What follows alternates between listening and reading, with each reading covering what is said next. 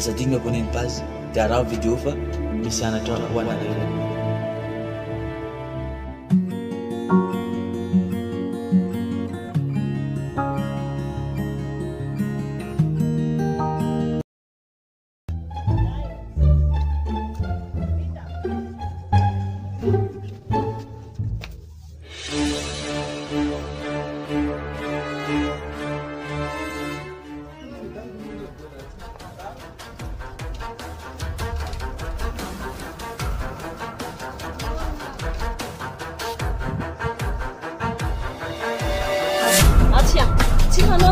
Barbeda kely magnano maloto. Tsara raha maloto izy tô fa raha mbola voalatsy. Tsy maloto izy ke ino tsy laminao anazy izy koa madio. Izy manjary hoanigny.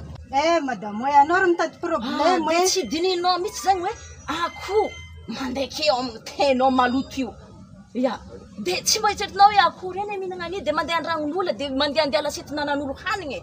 Ara tsy haiko hoe efa afaka raha marary. Tanora vizay tsy magnaja tegna dia keo anao magnano maloto. Ka mbola lavitra madame aminay agny e. Akory lavitra tsy andondogna vadin'olo mandeha mangataka WC amin'olo. Ka efa politra amiko za zay manao vizita ake. Tsy mety raha ataonao mademoiselle. Mademoiselle karaha anao zao ve dia magnano maloto ambody lakon'olo karaha an'io? Atsarantarenao karaha an'io dia keo magnano maloto mamoaka vody mason'olo. Tsy haiko madame hoe efa afaka raha marary.